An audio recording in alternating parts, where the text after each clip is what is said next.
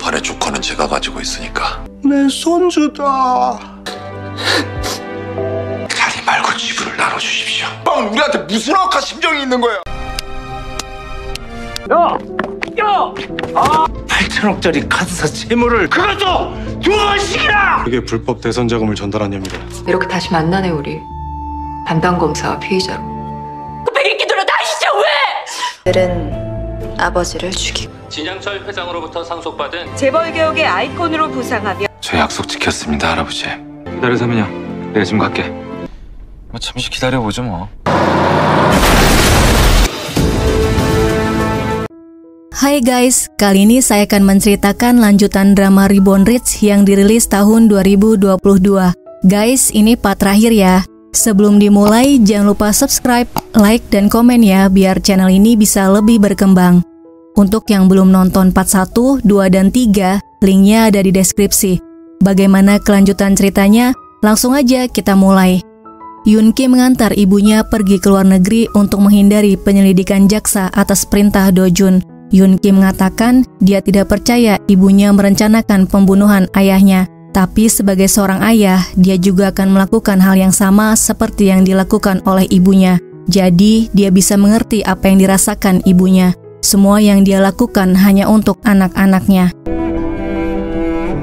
Penyidik melaporkan pada Yong Min, Lee Pil-ok pergi ke luar negeri dan semua saham Sunyang Insurance miliknya dipindahkan ke Do Jun. Yong Min bertemu dengan Do Jun. Dia sangat kecewa Do Jun membantu neneknya kabur ke luar negeri. Padahal dia yang paling tahu alasan dirinya menyelidiki kasus ini. Karena hal ini hubungan mereka putus. Selanjutnya, Do Jun menghadiri rapat pemegang saham untuk menentukan pemimpin perusahaan induk keuangan Sunyang. Kandidat terpilih adalah Lee, direkomendasikan oleh Dewan Perusahaan, dan Do Jun direkomendasikan oleh Yang Chol.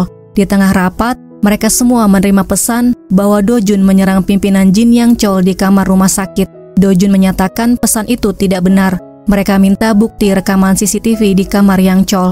Lee memberitahu Do Jun menyuruhnya untuk menghapus rekaman itu. 불미스러운 일이 없었다면 Karena skandal ini, otomatis Lee menjadi pemimpin di perusahaan induk keuangan Sunyang. Sebelum rapat, Lee memberitahu Song Joon kakeknya mengalami gejala delirium. Dia kemudian minta saham perusahaan Sunyang karena dia turut andil membesarkan Sunyang. Dengan Lee yang terpilih menjadi pemimpin perusahaan induk Sunyang, kini anak Yang Chol menjadi pemilik perusahaan induk keuangan Sunyang dengan saham 37% dan Do Jun bukan tandingan mereka lagi. Song Joon dan Kim datang ke ruangan Lee mengucapkan selamat. Kim kemudian memberikan amplop berisi bukti penggelapan uang Sunyang yang dilakukan Lee. Song Joon menyuruhnya mengundurkan diri atau dia akan melaporkannya karena telah menggelapkan uang Sunyang. Ini adalah rencana sebenarnya Song Joon ketika menawari posisi pemimpin di perusahaan induk keuangan Sunyang. Dia hanya menggunakan Lee untuk menyingkirkan Do Jun. Selanjutnya, Chang Jae mengumumkan menentang pembentukan perusahaan induk keuangan Sunyang karena tujuan pembentukan perusahaan adalah untuk menghindari pajak warisan yang sangat besar. Mereka membutuhkan sistem dan aturan untuk mengendalikan konglomerat agar bisa membangun demokratisasi ekonomi untuk masyarakat lemah. Tentu saja, Do Jun ada di belakang aksi yang Chang Jae lakukan. Sebagai wali kota Seoul, membuatnya semakin populer dan menaikkan tingkat kepuasan publik selama kepemimpinannya, hingga menyebutnya simbol demokratisasi ekonomi. Media memberitakan pembentukan perusahaan induk keuangan Sunyang adalah ambisi lama pimpinan Jin Yang Chol, bagian dari rencana perusahaan untuk menghindari pajak warisan. Jin Yang Chol dikenal sebagai pemimpin yang sukses, tapi tidak bisa disangkal hingga saat terakhirnya dia berusaha mempengaruhi politikus untuk memindahkan asetnya secara ilegal demi menghindari pajak warisan. Do Jun mendapatkan paket dari Lee berisi sebuah kunci dan USB. Dia melihat wasiat terakhir dari kakeknya. Kakeknya mengatakan alasan Do Jun menyelamatkan Sunyang Motors karena Do Jun tahu kakeknya sekarat dan dia kasihan padanya. Kemudian dia mengatakan tidak akan memberikan padanya sepeser pun dan akan mendorongnya ke tepi jurang. Kakeknya tahu Do Jun akan melakukan apapun untuk bertahan hidup. Dia juga tahu Do Jun tidak akan ragu menjual kakeknya untuk bisa membeli Sunyang. Jika dia bisa menginjak-injak kakeknya, artinya tidak ada yang tidak bisa dia lakukan. Dengan begitu, dia bisa melindungi Sunyang. Kalimat terakhir Yang Chol mengatakan, Do Jun adalah cucuku, membuat Do Jun menangis.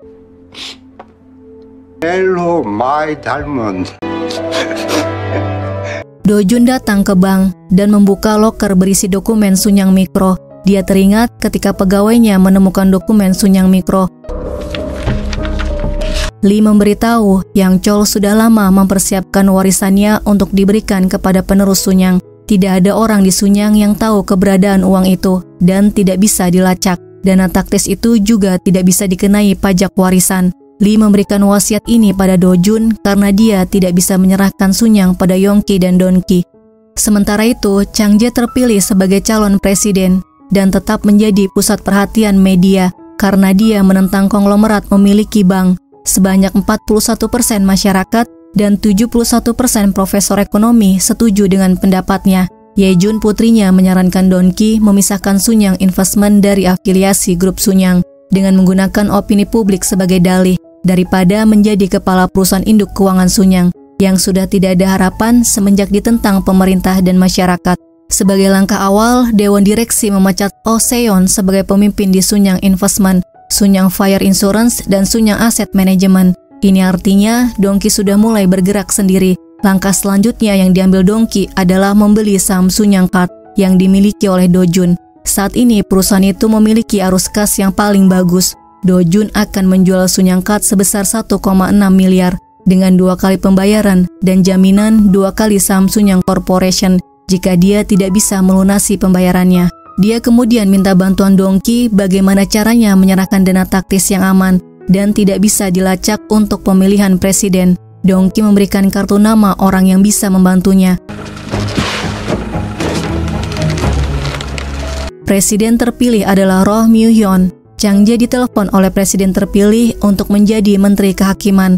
Adegan selanjutnya, Do-jun melihat di televisi berita mengenai pengguna kartu kredit yang tidak membayar. Terjadi peningkatan kredit macet hingga mencapai 3 juta orang dalam sebulan, hingga menyebabkan harga saham anjlok dan Sun Yang Card mengalami kerugian. Dongki memberitahu kakaknya jika Sun Yang Card bangkrut, dia akan mendapatkan masalah karena saham Sun Yang Corporation 2% miliknya sudah dia berikan pada Do-jun sebagai jaminan ketika membeli Sun Yang Card. Yongki menemui Do-jun. Dia ingin membeli saham Sun Yang Corporation 2% yang dia miliki untuk menjadi pemimpin di Sun Yang Corporation. Do-jun menjualnya dengan harga 1,6 miliar dolar. Do-jun menyayangkan keputusan Yongki yang membeli saham Sun Yang Corporation. Padahal dengan 1,6 miliar dolar, dia bisa membangkitkan Sun Yang Card. Do-jun kemudian datang ke gedung Sun Yang Card, sementara Hyun-woo menunggu adiknya yang sakit. Dia sudah berusaha untuk mencari pinjaman, tapi tidak mendapatkannya. Ayahnya kemudian meminjam uang agar mereka bisa membayar biaya rumah sakit, membuat Do-jun sangat marah karena ayahnya tidak memiliki pekerjaan, jadi bagaimana mungkin bisa membayar hutangnya. Do-jun meminta ayahnya untuk diam saja dan menjadi orang tua yang baik seperti yang lainnya. 그냥 숨만 쉬고 사세요. Dia bekerja di pabrik dan mengambil pekerjaan tambahan sebagai supir hingga kelelahan dan pemilik mobilnya menyuruh dia turun karena menyangka dia psikopat yang memukul-mukul wajahnya sendiri. Sebagai Do-jun, dia mewarisi kekayaan kakeknya, dan sebagai Hyun-woo, dia mewarisi kemiskinan ayahnya. Do-jun dan Oh Seon bertemu dengan pemerintah dan kreditur Sun Yang Card untuk membahas kerugian Sun Yang Card yang berdampak pada masyarakat luas. Do-jun mengatakan Miracle Investment akan bertanggung jawab mengganti semua kerugian dengan syarat 51% orang yang tidak bisa membayar hutang adalah pengusaha berusia 50-an dan pengangguran. Mereka akan diberikan pinjaman pribadi agar mereka bisa melunasi hutang kartu kredit mereka, dan Miracle Investment akan mengambil alih Sun Yang Card dan Daeyoung Card, lalu menarik kembali semua hutang. Jadi, masalah Sun Yang Card akan selesai dan pemerintah akan dianggap mampu menyelesaikan permasalahan yang dihadapi masyarakat. Selanjutnya, Do-jun menemui Yongki. Dia memberitahu Sun Yang Card akan segera dinormalisasi. Dia telah mengambil alih dan membayar semua hutang Sun Yang Card. Dengan menjadi pemilik Sun Yang Card, Do-jun menjadi pemegang saham utama di Sun Yang Corporation. Chang Jae mengadakan konferensi pers sebagai Menteri Kehakiman. Dia menegaskan Kementerian Kehakiman dan Kantor Kejaksaan berjanji akan berusaha untuk menyelidiki dana kampanye ilegal. Mereka akan menegakkan keadilan dan berjuang untuk kebenaran. Chang Jae sebagai menteri menyuarakan tekadnya untuk menghapus korupsi. Di kantornya, Do Jun melihat berita mengenai pemberian uang tunai 15 juta dolar untuk kampanye pemilihan presiden dari perusahaan besar. Tiba-tiba dari divisi investigasi pusat datang. Mereka ingin menangkap Do Jun atas penyerahan ilegal dana politik kepada Kang Sin-woo. Yong Min datang di hadapan Do Jun sebagai biro investigasi pusat yang akan menginterogasinya. Do Jun ditahan karena dikhawatirkan menghancurkan barang bukti dan kabur ke luar negeri.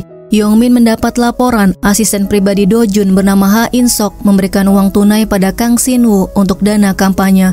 Ha In Sok sudah dipanggil sebagai saksi dan sedang diinterogasi. Sementara itu, di ruang Dongki, Ye Jun putri Dongki memberikan bukti penggelapan dana yang dilakukan oleh Baek Dong Min, penasehat Dongki yang menyarankan untuk membeli Sunyang Card. Baek Dong akhirnya dipecat oleh Dongki. Kemudian di kantor Yong Min, tim penyidiknya menemukan rekaman CCTV penyerahan uang tunai di basement Miracle Investment. Dia menemukan wajah orang yang menyuruh Ha In Sok menyerahkan uang tunai untuk dana kampanye. Selanjutnya, Baek Dong di ruang interogasi.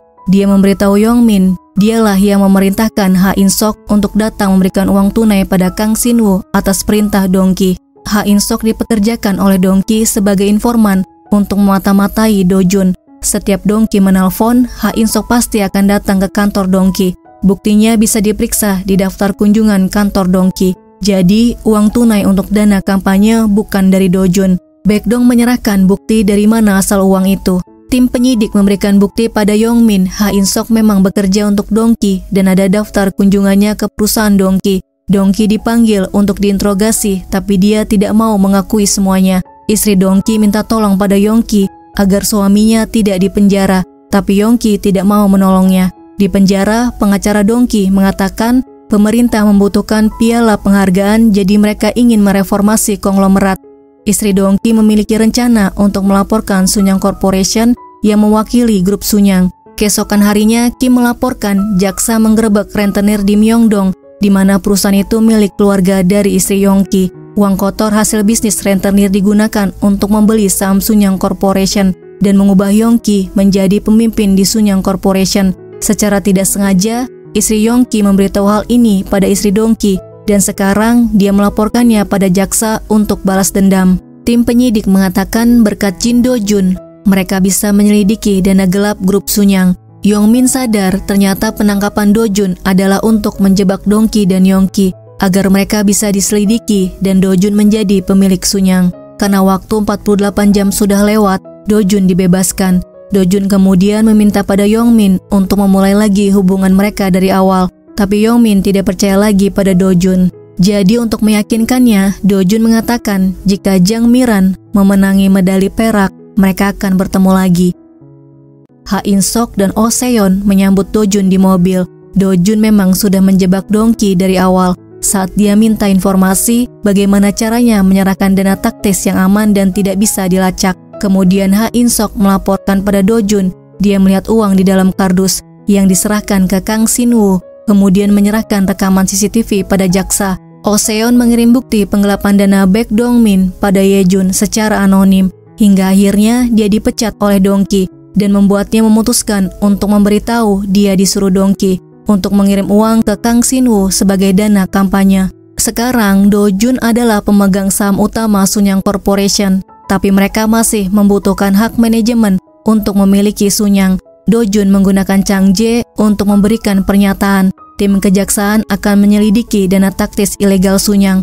Mereka akan memanggil orang yang bertanggung jawab atas keuangan Sunyang sebagai saksi. Dalam rapat, mereka meminta Song Jun untuk bertanggung jawab dan Yongki menyetujuinya. Hyun Min memperlihatkan lukisan Sartunus melahap putranya. Setelah menelannya, akhirnya dia menyelamatkan putranya berkat kebijaksanaan anak-anaknya. Tapi anak itu malah membunuh ayahnya dan naik tahta. Akhirnya, setelah memberikan kesaksian, Song Jun memberikan pernyataan pada wartawan yang harus bertanggung jawab atas dana taktis itu adalah Yongki ayahnya. Yongki sangat marah dengan Song Jun karena telah mengkhianati ayahnya dan sudah tidak menganggap dia putranya. Song Jun malah meminta ayahnya untuk bekerja sama dengan penyidik dan menyerahkan saham miliknya. Adegan selanjutnya, media memberitakan Jin Do Jun akan menyumbangkan uang warisannya. Hal ini membuatnya mendapatkan popularitas di kalangan masyarakat sebagai konglomerat sejati. Ini berdampak pada naiknya citra perusahaan dan harga saham Sunyang Corporation. Sedangkan Yongki dan Donki mendapatkan kritik karena dana taktis ilegal dan penghindaran pajak warisan. Karena popularitasnya, Jin Do-jun, pemegang saham utama Sunyang Corporation, ditunjuk menjadi pemimpin berikutnya grup Sunyang. Do-jun datang ke Museum Sejarah Sunyang. Dia memberitahu telah menepati janji untuk membeli Sunyang di hadapan foto kakeknya 저 약속 지켰습니다, 할아버지. dan mengatakan dia merindukan kakeknya. Sementara Yongmin melihat di televisi Jang Miran mendapatkan medali silver. Tidak lama, Do-jun menelponnya mengajak bertemu. 우리 만날 때 된 거 맞지? Di jalan, mobil Do-jun berhenti karena ada mobil di depannya yang berhenti. Dari belakang, sebuah truk menabrak mobil Do-jun. Kemudian, dia melihat Hyun-woo di hadapannya. Do-jun dibawa ke rumah sakit. Ketika sadar, dia sudah kembali ke tubuh Hyun-woo. Di dalam kamar mandi, Hyun-woo teringat ketika dia dibunuh.